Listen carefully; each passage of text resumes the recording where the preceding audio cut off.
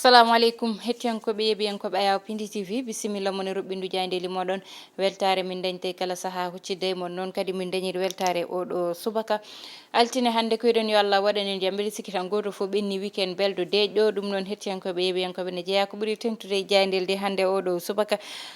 ɓe ganduɗa kamɓe goni parti mo Pastef pusaɗo oɗon parti noon oɗo saaha ne wawi wiyede tan dañi candidat walla plan B muɗum waɗi ɗum mettre en place ɗum noon ko Bassirou Diomaye Faye nane nder jayndeli ɗi goɗɗum woni gardiɗo leydi ndi eno mawnidira won hen banggue e nder Sénégal ma en innita ɗum e nder jayndeli ɗi woni goɗɗum woni banggue budget leydi meɗen ha tengte combat dañnoɗo hanki joni joni wonta so Allahu lamɗo jaaɓi.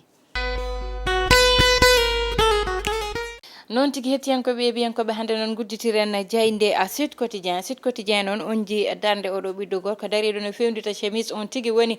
Bassirou Diomaye Faye kanko Bassirou Diomaye Faye noon ɓe mbi oɗo saaha kay o jolnama tigi kanko Bassirou Diomaye Faye saabu landamo Pastef ƴetti plan B muɗum ko ɓiɗɗo gorko oɗon tigi garen ha joni jayde quotidien le quotidien koye gon felo yabɓi e wi tan ko projet ji kay oɗo saaha wayli hoore ndeɗon hoore noon ne wawi wiyede ko Bassirou Diomaye Faye ko kanko tigi ɓe pawi hoolare mabɓe kamɓe ɓe ganda goni landamo Pastef gam tan waddemo candidat mabɓe e tan hitande 2024 walla mbiyen élection ji poɗɗi darade ɗi ɗum ɗon noon ɓe mbi kanko Ousmane Sonko yiɗino noon surtude konguɗe makko kono ko kaɗaɗo ɗum ɓe mbi tan ko ministre de la justice haɗimo ɗum tigui garene jayde Walfadjri noon wi tan ko oɗo saaha kay Ousmane Sonko fawi pion muɗum tigui ne wawi wiyede sinno ko fijirde hande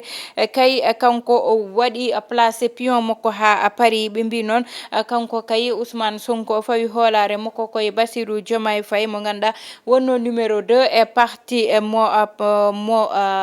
parti mo ganduɗa kañum woni Pastef ha joni garene jayde Besbi le jour kañum ne wi tan ko kamɓe kay ɓe ndewi less tigui wiya tan ko lawol less ɓe ƴetti kamɓe landamo Pastef saabu kay mataw ɓe pawi hoolare mabɓe koye Bassirou Diomaye Faye heed candidat ji keddiɗi ɗi ganduɗa ne tan darino gam tan hollidde koye mumen kamɓene kay oɗo saaha ɓe darima walla tan ɓe goni e caggal Bassirou Diomaye Faye ɗum ɗon noon hettiyankoɓe yeeɓiyankoɓe garen ha joni toon to diwan mo Mbour ɓe mbi école mo ganduɗa ina wiye tan Tamsir Demba Sall toon noon ko tolne élewaji sappo e joyo e ummiɓe classe mo CI ɓe wonɓe CM1 ɓen noon tigui jole laaɗe ɗe yeehi e laabi Espagne garen ha joni jayde las noon on ji tan jonde oɗo debbajo mo ganduɗa kay ko kanko tigui wonno ɗo premier ministre woni Aminata Touré kanko Aminata Touré noon ene anda tan kanko ko jeyano koye wiɓe ko candidat ji wonata e présidentiel o wi tan ko Amadou Ba guila deuxiéme o yahata ni deuxiéme tour ɗum woni kay konguɗi makko kanko oɗo mo ganduɗa ko kanko woni Aminata Touré mimi ha joni tan goɗɗo mo ganduɗa suuti konguɗi muɗum woni Rahma kanko Rahma noon o wi tan ko oɗo saaha kay ko fayi oɗo saaha kay kala ko ganduɗa kañum fayi e tournée économique baɗowo toon to diwan mo Saloum kanko Rahma oɗo noon o darima hollidde koyɗe makko tiɗɗe ngal ɗon banggal garene jayde guendire le soleil noon oɗo subaka kañum ari tan ko e budget mo ganduɗa wotama oɗon budget gotaɗo noon woni budget leydi meɗen Sénégal ɓe mbi noon ko ƴewtinda ko woni to banggue frais ko way noon koko ɓuuri ɓeyditade saabu tan ɓe mbi ko dépense uji d' investissement ko fayi e banggue tan e banggue woni investissement ji nder leydi meɗen Sénégal ɗum ɗon noon koko ɓeydi ɓe mbi noon ne wawi addude tigui sur endettement woni yete ɓeydude ko ganduɗa kañum woni ñamale leydi meɗen garen ha joni e tan jayde enquête kañum noon wi tan ko way kono fijirde milliard uji ni ɗiɗon milliard uji gandane innitano toon to ganduɗa woni assemblée nationale ɓe mbi projet de loi de finance initial hitande 2024 kañum tigui woteteno oɗon noon projet de loi ɓe mbi tan ɓe oɗon ko fayi noon e banggue budget oɗon wotama ɓe mbi tan ko oɗon budget tolnima tan mataw e milliard uji temedde jeeɗiɗi walla mbiyen ujunnaje temedde jeeɗiɗi e milliard uji ɗi ganduɗa yete wotama toon to ganduɗa woni assemblée nationale to yete ɓe mbi tan ko ne wawi wiyede ko tan croissance mo ganduɗa ɓeyditare muɗum ne wawi limtede e temedere ƴettuɗa foof jeenayyi piccal ɗiɗi ɗiɗi ɗi ganduɗa ete kay fawima henete oɗon budget mo Sénégal ha joni tan garene jayde le point noon arti tan ko gardiɗo leydi ndi mawnina koto wiya tan waɗa totta yete ko ganduɗa kañum woni fiilede tan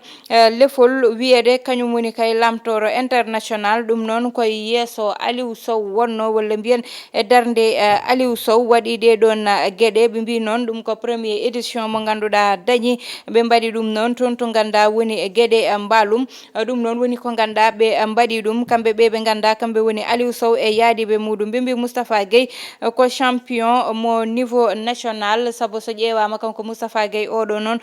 ko itti e banggue parrainage uji o fawi ɗum e juuɗe Amadou Ba mataw ala baɗɗo ɗum taw saabu ɓe mbi tan koko tolne temedde ko tolne 51 475 signature ɗum tigui woni ko ƴetti o fawe juuɗe Amadou Ba woni tan parrainage uji ɗi ganduɗa o tan dañi ɗum mbiyen ha joni jayde l'observateur noon kañum ari tan koye gardiɗo leydi ndi e tan diagnostic walla tan ƴewgol walla wittowon ganduɗa waɗi ɗum fanude e nder leydi meɗen Sénégal gueɗe kewɗe noon o suuti hen konnguɗi makko ɓe mbi ni ko sortie musculé mana sortie mo ganduɗa ete kalluji tidɗi e tan ƴewtinda hen ɓe mbi yiyete holko saabi tikkere gardiɗo leydi ndi ɗum tigui ɓe gaddi oɗo subaka woni namdal mabɓe e nder jayde l'observateur ɓe mbi kay kanko Ousmane Sonko oɗo saaha o fawi tan ko Bassirou Diomaye Faye ɓe garti ha joni tan e sukaɓe ganduɗa ɓe jogui ko rafi diabète nder leydi meɗen Sénégal ɓeɗon sukaɓe noon ene guura ko muusi ene jeeya hen wonɓe ganduɗa ko pikkirtoɓe ɓe mbi tan ko sehilaɓe mabɓe mbiyata ɓe ko kon drogue ji tigui garen ha joni jayde libération noon ari koye gueɗe oɗo mo ganduɗa kay guila kanko Bocar Samba Dièye gandiranoɗo nannude walla yeyde maaro ɗo e nder leydi meɗen Sénégal e tan haare makko e ɓe ganduɗa ko kamɓe goni banque mo Attijari ɗum noon ɓe mbi kanko tigui tottano tor kono guila oɗo ɗum ko ganduɗa woni ñawore nde watta kanko Bocar Samba Dièye o heeɓi gonga ha joni noon ala ko ganduɗa ne welimo ko heeɓi hen ɗum noon woni ko ganduɗa libération ari hen saabu ne anda kay ñawore nde ɗon koko wattano tigui e ɗum ko ganduɗa woni cour commune de justice mo ganduɗa yete arbitrage ɗum noon kanko tigui tottita gonga caggal nde ganduɗa ɗo e nder Dakar tigui e nder walla tan mbiyen e nder ñawoɓe walla tribunaux ji Dakar o tottano tor kanko Bocar Samba Dièye ko noon banque o tottano gonga kono ɗum ɗon koko wahlita tigui ɓe garte Bassirou Diomaye Faye ɓe mbi ko kanko tigui fawa e lawol ngol oɗo saaha ɓe mbi budget mo Sénégal ina tolni oɗo saaha e milliard uji ujunnaji jeeɗiɗi piccal jeegom ɗi ganduɗa yete ujunnaji jeeɗiɗi milliard piccal jeegom ɗum tigui ɗum woni ko ganduɗa koppareje ɗon yete budget mo Sénégal tourni woni 7002,6 milliards garen ha joni e jayde stade coftal ɓalli jayde stade noon ari oɗo subaka match mo ganduɗa match Sénégal wonno dañe weekend oɗo match oɗon noon Sénégal tan fooli ha joni tan ɓe mbi Lamine Camara Pape Matar Sarr ɓe mbi yette kay ɓe kolliti koye mabɓe ɓe mbi doublé walla tan double buteur oɗo Sadio Mané kankone kay ɓe mawnini tigui darde makko mi wawi wiyede kay o jeeyama e centenaire uji ɗi ganduɗa ko Lion ji ɗo e nder leydi meɗen Sénégal o tottama kay oɗon mayo garen goɗɗo mo ganduɗa tottama banggue yette folgu tottede tan ko ganduɗa kañum woni wiyede ko kañum gagné woni Lac de Guiers 2 ɗum noon koye jayde suñu lambe ko kañum tigui uddata damale oɗo subaka woni lamba dañnoɗo hanki ɓe mbi noon kanko Lac de Guiers 2 o dañi tan ko o heɓiri e ko fayi e tan yette polgu makko koye tan banggue avertissement baɗanoɗo e dow sitta ɗum saabi noon kanko hebdemo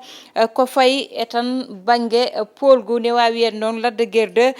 fooli kanko sitta hay so tawi noon sippirongo heɓani hay goto heɓani libde hay goto ɗum noon hettiyankoɓe yeeɓiyankoɓe koye décision mo arbitre o ɗo gudditen hello wongo joni wonta so Allahu lamɗo jaaɓi noon tigi hettiyankoɓe biyankoɓe garene hello men wongo ma en kal e ko fayi tan e ko winda e jayde nde ɗo ganduɗa kañum woni faade e sukaɓe ɓeɗo wiyaɓe kañumen jeeya koye yaaɓe e laaɗe ɗe ne woni so élève aji sappo e joyo ɗi C1 di CI e C1 CI kam ne anda won toon ko sukaɓe dañɓe duuɓi jeeɗiɗi e dañɓe duuɓi jeegom ha duuɓi joyyi ni hande mbaɗat CI so wiyama noon cukalon konɗon yiyete faade CM1 gummima tonnete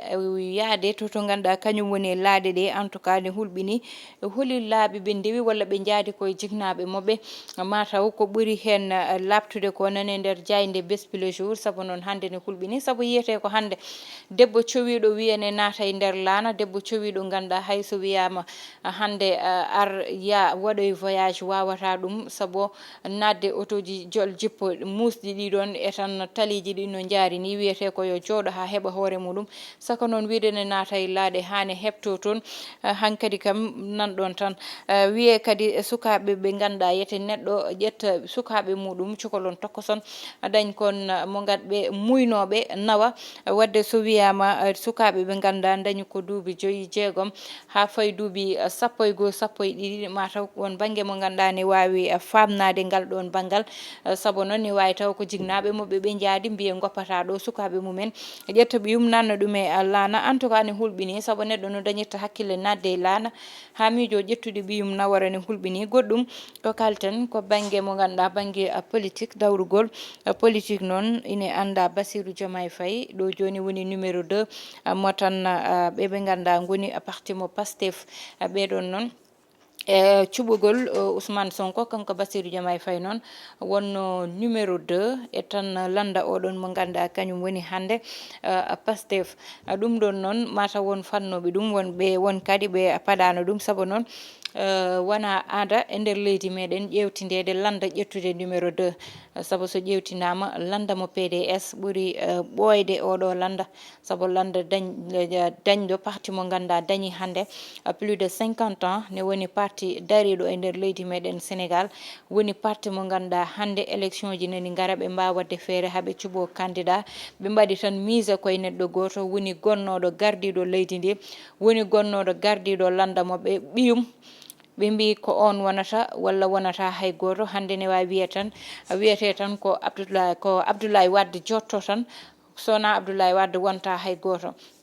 ɗum ɗo noon e histoire mo Sénégal hande ƴettude wiide numéro 1 wo ala ɗo ko numéro 2 ƴettete noon weeɓani ɗoyete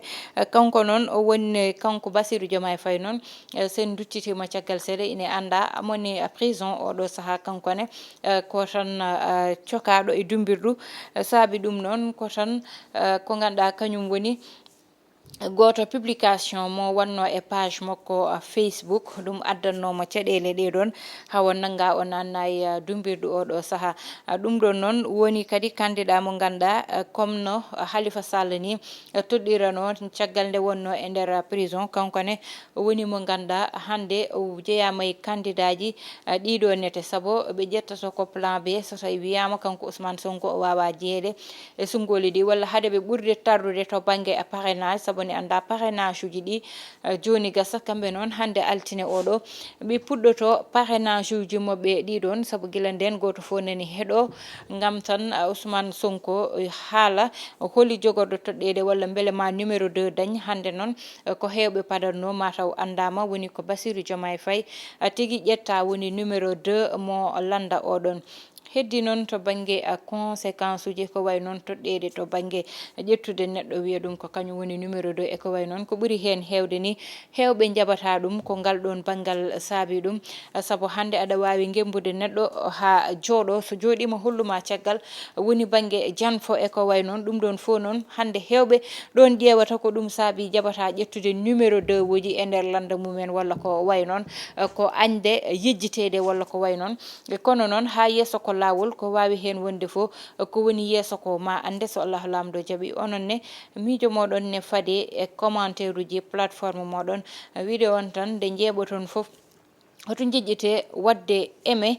memde pouce mo ganduɗa kañum woni sara o mbaɗon eme vidéo ji ɗi saabu vidéo mo ganduɗa 7000 yeɓata ɗum walla 8000 walla 12000 so dañi moins de 1000 j'aime wiyete ko ene hedditi no fewi hoto jejjite wadde eme vidéo ji surtout wadde partage jebɗo fo yo ɓennin ɗum e goɗɗo o ɗon tigui guddeten to ɓindu jayndeli meɗen banimon debay sata ndiaye wonno heɗen no ene banggue caméra ko Djiby Dieng to montage ko Ali Fall